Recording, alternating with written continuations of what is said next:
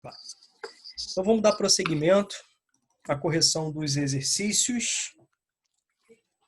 Exercício do capítulo 17 e capítulo 18, tá bom? Gente, quais que nós já fizemos mesmo? Dá uma ajuda aí, dá uma ajuda pra titia aí. Esse aí a gente não corrigiu nenhum. Quer dizer, a gente viu 10 só. Corrigimos sim. A gente não corrigiu nenhum desse, Rômulo. Não, você só explicou 10. A 10? Ah, então beleza. Então tá show. Então vamos começar pela, se eu não me engano, pela 2, né? Que vocês me orientaram aí, não foi isso? Isso. Show. Então vamos lá, começar pela 2. Como em quase todas as grandes cidades latino-americanas, então ele cita aqui, né? Vamos falar de São Paulo? Ó, a gente pode falar de São Paulo, não podemos? Quando a gente fala de cidades latino-americanas?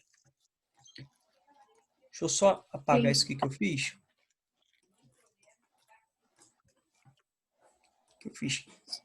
Eu fiz cagada? Beleza, vamos voltar aqui. Acho que agora deu certo. Ó, como todas as grandes cidades latino-americanas, cidade do México, Buenos Aires, geralmente quando cai esse tipo de questão, galera, vocês assim, pensem no Brasil. Rômulo, são sinônimos, são iguais, não. Mas geralmente o que vão pedir são características, são fatores, né? São entendimentos próximos. Então vamos analisar o seguinte, vamos mudar a pergunta? Em São Paulo, tá? São Paulo apresenta contrastes, né, socioespaciais muito fortes. Matéria que nós já vimos sobre os principais problemas, né, socioeconômicos, socioambientais nos grandes centros, muito ligado também ao processo, ao tipo de processo de urbanização, um processo acelerado, um processo caótico, um processo de baixo planejamento, um processo, né, que culmina com intensas e fortes, né, e complexas mazelas urbanas, tá bom? Então aqui tá falando o seguinte, ó, a gente não tem um leque de opções, tá falando sobre, ó, contrastes socioespaciais. Cite um desses contrastes e suas causas, né? Os seus fatores, tá bom? A gente viu que nós temos, assim, vários, né? Vários fatores a serem tratados, tá legal? Talvez o que muitos de vocês devem ter utilizado quando a gente fala sobre contrastes socioeconômicos é justamente a questão da segregação socioespacial. Tudo bem? O que a gente pode perceber claramente nessas cidades? Né? Que existem porções, né, com grande aparato, com grande infraestrutura, com acesso, né, a serviços públicos e outras áreas com uma infraestrutura precária, inadequada, aglomerados subnormais, assentamentos precários, né? Certo? Então, aqui no Brasil, por exemplo, assim, pega o Rio de Janeiro, né? A gente pode pegar o Rio de Janeiro. Gente, esse contraste é muito forte. Há um distanciamento, né, socioeconômico brutal, mas com uma proximidade geográfica muito significativa. Como assim, Romulo? Às vezes é uma quadra, é uma rua, ou até mesmo um muro, né, que separa uma área de grande aporte socioeconômico de uma área, né, de negligência pública. Tudo bem? Beleza? Então, né, existem essas situações. A gente pode perceber em termos de infraestrutura da engenharia civil, ou seja, a precariedade de habitações ao lado, né, de condomínios, de prédios, de casas de alto padrão.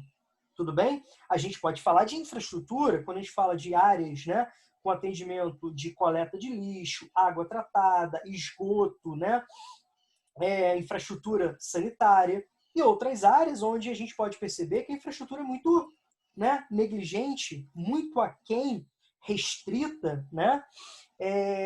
A gente precisa entender que mais de 50% dos domicílios no Brasil, tá bom? Eles não são atendidos com coleta regular, com áreas de tratamento de esgoto, água, né, tratada, certo? A gente precisa entender isso. Outros fatores que vocês podem falar é em relação à questão dos transportes, certo? Um dos grandes problemas aí que nós temos nos grandes centros é justamente um transporte público caro, sucateado, de baixa qualidade, né? E principalmente a população trabalhadora, a população que necessita, né, de enfrentar longos trajetos da sua casa ao trabalho, estudantes, né, que precisam enfrentar longos trajetos da sua casa aos seus locais de estudo, faculdades, universidades, né? Às vezes precisam pegar mais de uma condução, passam horas, né, nesse trajeto, então é uma migração pendular muito forte, tá legal? O que que a gente pode falar também, né? A questão da violência, né? Que é algo muito presente, infelizmente, nas grandes metrópoles latino-americanas, né? De uma característica, né? De países, né? Subdesenvolvidos de uma forma geral. Tudo bem? Beleza? Então, nós já identificamos alguns problemas socioeconômicos, tá legal? Alguns problemas, perdão, socioespaciais, tá certo? Só que a questão está pedindo causas. Tá bom? Aí o que você tem que lembrar? De um processo urbano acelerado, caótico, de baixo planejamento, onde as políticas públicas são restritas, são negligentes, né? São excludentes, tá bom? Então o que a gente pode entender? O que a gente pode destacar aí? O êxodo rural muito intenso, né? Uma fuga da população do campo para as áreas de cidade, uma migração campo-cidade muito intensa. E essa migração, ela não vai se distribuir em várias cidades, é uma concentração em um pequeno número de cidades que vão atrair pela oferta de empregos, pelo seu desenvolvimento industrial, pela oferta de serviços, de aparato, né, de serviços.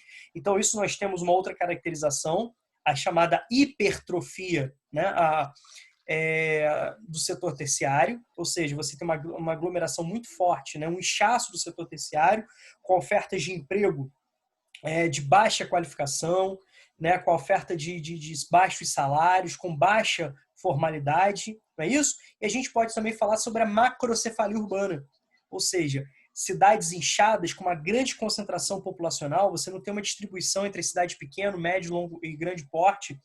Grande parte dos fluxos migratórios vão se concentrar em um pequeno número de cidades, pegando o caso brasileiro, que a gente estudou de uma forma mais aprofundada, né, São Paulo e Rio de Janeiro. Tudo bem? O que a gente precisa falar sobre a forte desigualdade social, tá? E que a gente não pode esquecer nunca, né, das políticas públicas negligentes, que são insuficientes para reduzir essa desigualdade, para reduzir a pobreza, para reduzir o distanciamento social, certo? A gente pode perceber que o Estado não garante o pleno emprego, então o desemprego é uma das causas também que levam à violência, o desemprego é uma das causas que levam a moradias precárias, o desemprego é uma das causas que levam, né, a uma qualidade de vida muito aquém do ideal. Tudo bem? Gente, tudo tranquilo? Sim, Romulo. Certo? Então, em relação às causas, só recapitulando, o que vocês podem falar? O êxodo rural intenso, né? Beleza? Que não é acompanhado por políticas públicas, né, adequadas, a forte desigualdade social presente nessas áreas, onde você tem um pequeno número de pessoas com grande controle sobre a riqueza produzida, sobre a riqueza circulante, com grande influência, né, nas orientações políticas, beleza? E, por outro lado, uma grande massa, né, de população trabalhadora que é alijada, né, das políticas públicas. Tranquilo? Certo? E o desemprego também, eu acho que pode ser colocado. Então, por exemplo, como que a gente combate a violência nesses grandes centros? É com a causa da violência. E em grande número, né, assim, gritantemente a violência está relacionada à desigualdade. Então você precisa combater a desigualdade. Como que combate a desigualdade? É garantindo o pleno emprego, é garantindo, né, condições de estudo, é garantindo condições de vida digna em termos de aparato de serviços públicos, né, saneamento básico, transportes, é garantindo vida digna, garantindo respeito. Né? Então é assim que a gente pode perceber. Então, por exemplo, fala-se muito sobre a questão da população carcerária. Se a gente mantiver esse ritmo, a gente vai ter, né, em algumas décadas, segundo, né, os matemáticos, mais pessoas privadas de liberdade do que pessoas livres. Olha só que loucura. Né? Então fala-se muito sobre a construção de presídios, sobre isso, sobre aquilo. Na verdade, a gente tem que pensar como dar condições para que, né, não aumente o número de indivíduos encarcerados. Aí, por isso, a gente precisa perceber a política pública. Então, para que a gente precisa pensar em escola, a gente precisa pensar em educação, a gente precisa pensar em cultura, a gente precisa pensar em respeito, em acessibilidade, tá bom? Muitas questões exigem que vocês tenham esse entendimento, né? Não basta saber o problema. Olha as questões do Enem, por exemplo. Não basta apenas saber o problema, não basta apenas saber as causas, não basta saber as consequências, mas você precisa entender que você é um cidadão e, consequentemente, você precisa ter o conceito de cidadania hoje, né? Identifica-se como aqueles direitos e deveres de um indivíduo que vive em sociedade. Todo indivíduo tem seus direitos e deveres e, ao mesmo tempo, ele precisa conhecer e exercer seus direitos e deveres. Tá bom? Um outro ponto que eu queria destacar para vocês é o seguinte, tá? A questão, em vez de pedir o problema e as causas, ele podia pedir também as consequências. Tá legal? E também poderia pedir formas de minimização. Tudo bem? Certo? Formas, né, de minimizar isso. Gente, alguma dúvida em relação à questão número 2? Não, Rômulo. Tem certeza? Sim. Conseguiram perceber a relação com aquilo que nós vimos, sobretudo no capítulo 8? Sim. Beleza. Vamos lá. Vamos para 4, tá legal? Se a população do México em 2018 era de aproximadamente, deixa eu trocar de cor aqui, ó, 130,8 milhões de habitantes e sua área territorial é de cerca de 1,8 milhões de quilômetros quadrados, qual era a densidade demográfica, né, nesse ano? Densidade demográfica foi um assunto que nós estudamos no 7º ano. Nós estudamos ano passado. O que é densidade demográfica, meus amores? O que é densidade demográfica?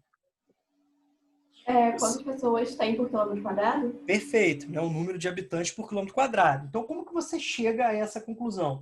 Você pega a população total, vamos botar abreviado aqui só para caber, né? Beleza? E você vai dividir, né, pela área. Tudo bem? Pela área territorial. Com isso, você vai ter um resultado que você vai dar, né, X habitantes, tudo bem? Por, como a Malu já adiantou aí, quilômetro quadrado. Tudo bem? Quem fez a conta aí? Epa! Ih, peraí. Deu um rabisco danado aqui.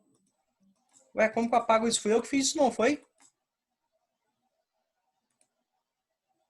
Vamos fazer de novo aqui, então. Habitantes por quilômetro quadrado. Romo, Oi, eu fiz o meu arredondado deu 69. 69? Não tem problema, não. Aí sabe o que você faz, Telzinho e turma? Bota aproximadamente. Pode ser? Pode ser. Bota Tá aproximadamente, bom. né? Quanto que deu, Telzinho, que você falou? 69. Então, aproximadamente 69 habitantes por quilômetro quadrado. Vamos aprofundar mais um pouquinho nesse tema? Lembra que nós falamos sobre adensamento? Áreas de grande adensamento, áreas de baixo adensamento, tá certo?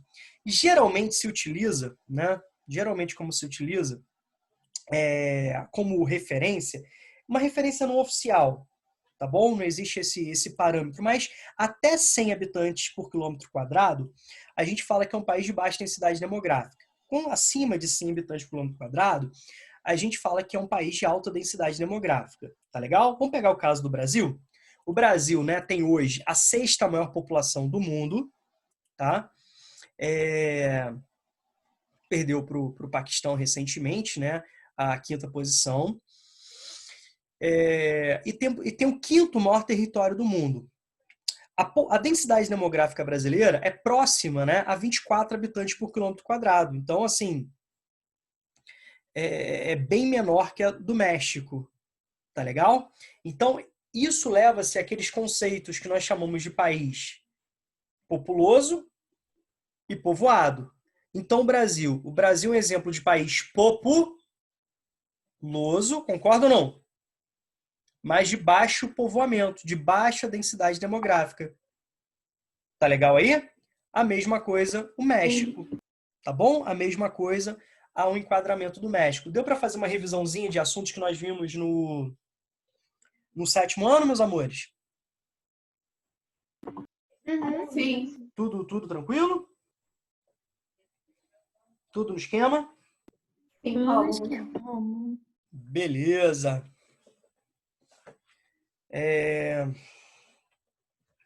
Deixa eu ver a hora aqui. Então, é isso. Já deu os 30 minutos, né?